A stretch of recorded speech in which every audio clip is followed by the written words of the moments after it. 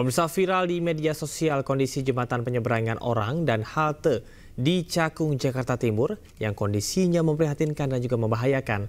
Sejumlah plat besi hingga atap halte berkarat tidak terawat, bahkan sebagian hilang dicuri orang yang tidak bertanggung jawab.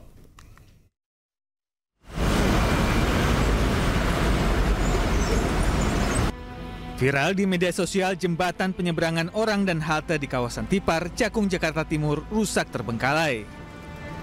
Sejumlah plat lantai besi hingga atap halte berkarat tidak terawat dan hilang diduga telah dicuri orang tak bertanggung jawab. Meski telah dipasang garis larangan melintas, sejumlah pejalan kaki tetap menyeberang menggunakan jembatan. Warga mengaku enggan menggunakan zebra cross karena rawan kecelakaan. Masalahnya adalah nggak punya alternatif lain. Harus lewat situ. Kenapa? Karena JPO 1 sama yang lain tuh jaraknya cukup jauh. Sementara ada zebra cross di sini agak ngeri juga. Kenapa agak ngeri? Truk-truk banyak banget yang ngebut lewat sini, Mas. Jadi saya harus lewat JPO juga walaupun melipir-melipir gitu.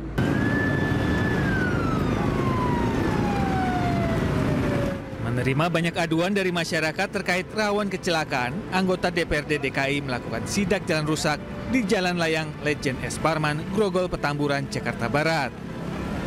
Usai sidak, Pemkot Jakarta Barat diminta untuk memperhatikan jalan-jalan yang rusak, khususnya di jalan protokol. Dan memang laporan-laporan dari masyarakat ini mereka menyatakan bahwa wilayah sini sudah banyak sekali jatuh korban. Kata-kata pengendara motor, Pak. Ya, nah maksudnya gini, saya kebetulan dari Bina Marga lagi ngerjain wilayah sini, saya telepon, beliau bersikap juga. Jadi tadi kan setengah jam langsung sampai ke sini kan. Dinas Bina Marga Jakarta pun didorong untuk segera memperbaiki sejumlah jalan rusak yang kerap membahayakan bagi pengendara yang melintas. Dari Jakarta, Rio Manik, Miftahul Gani, iNews melaporkan. Pemirsa, karena membahayakan, jembatan penyeberangan orang di Tipar Cakung, Jakarta Timur akhirnya ditutup. Sebelumnya kondisi jembatan rusak karena tidak ada besi penyangga atau pagar. Jembatan penyeberangan orang atau JPO Tipar Cakung, Jakarta Timur kini telah ditutup oleh pihak petugas Satpol PP Jakarta Timur sejak kemarin, yang mana ini ditutup dengan garis dan juga terpal ya, dan sehingga ini masyarakat tidak bisa naik ke atas JPO.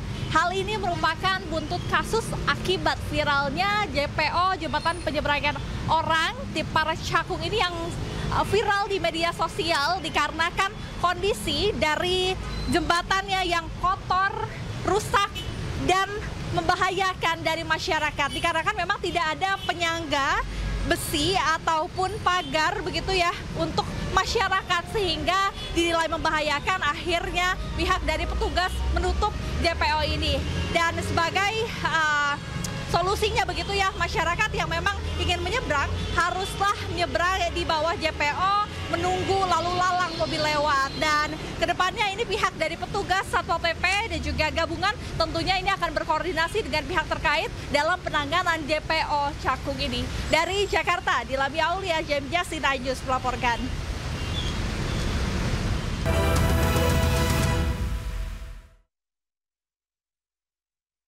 Pemirsa, terima kasih Anda masih bersama kami dan Anda menyaksikan iNews Sore. Pemirsa, Lebaran Betawi kembali digelar selama 2 hari di Monas, Jakarta. Aneka atraksi kuliner dan juga seni budaya dihadirkan untuk memanjakan para pengunjungnya.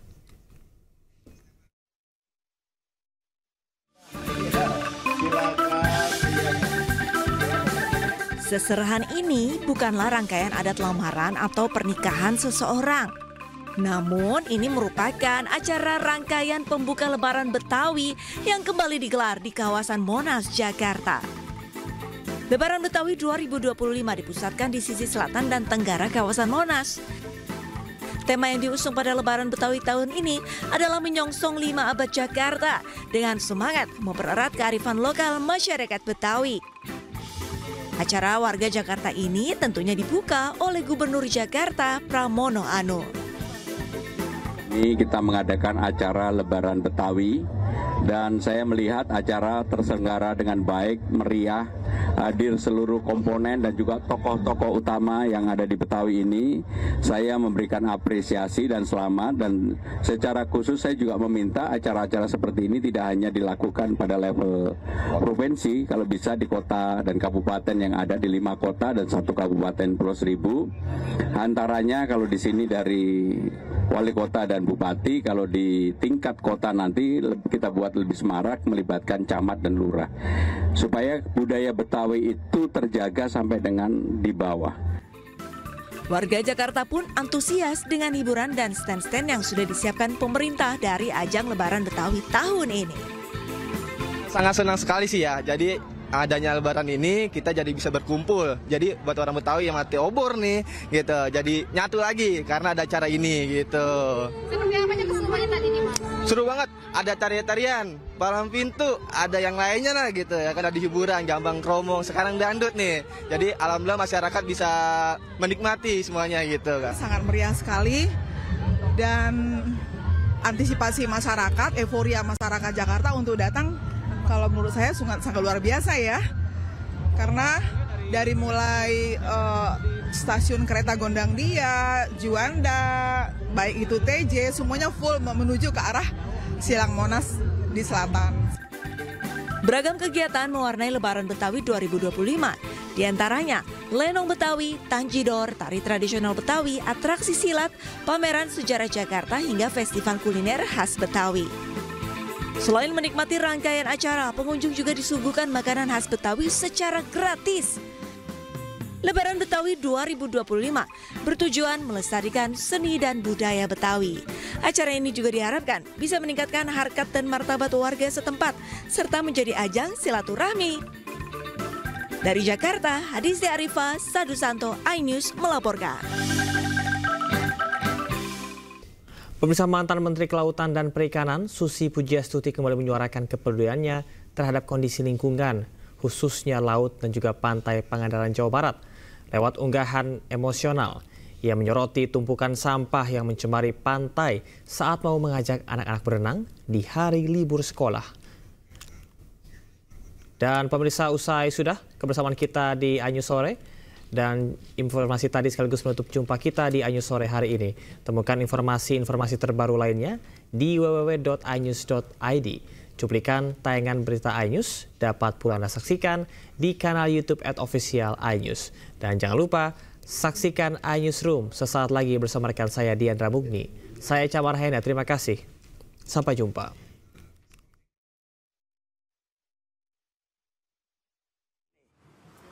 Dirusak, diambil bibit-bibit lobster pakai alat-alat seperti ini. Manusia itu kenapa merusak? Nih, semoga lebih besar lagi ombak menggulung hal-hal seperti ini dan membawa sampah semua ke pinggir kembali. Melalui akun Instagram pribadinya, mantan Menteri KKP Susi Pujiastuti mengaku marah karena pantai Pangandaran, Jawa Barat dipenuhi sampah. Padahal ia bertujuan mengajak anak cucunya berenang, namun malah disuguhi sampah yang berserakan di pantai hingga membuatnya merasa kesal. Ia mengingatkan bahwa sampah-sampah yang dibuang sembarangan, baik dari rumah, jalanan maupun tempat wisata, pada akhirnya akan bermuara ke laut. Dalam video berdurasi 1 menit 43 detik tersebut, Susi membersihkan sampah di pinggir pantai Pangandaran. Tak hanya soal sampah, Susi juga mengecam praktik ilegal seperti pengambilan benih lobster menggunakan alat-alat yang merusak ekosistem. Ia berharap agar ombak yang lebih besar bisa menggulung semua kerusakan tersebut dan menyadarkan manusia akan akibat dari perbuatannya. Susi Pujiastuti sendiri dikenal sebagai tokoh yang vokal dalam isu-isu kelautan dan lingkungan.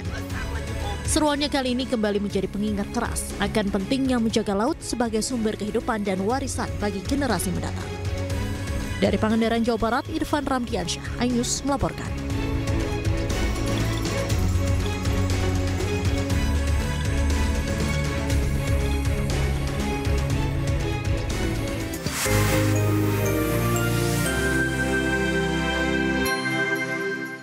Pas aku coba Le Mineral, segernya beda. Benar, karena Le Mineral sumbernya dari pegunungan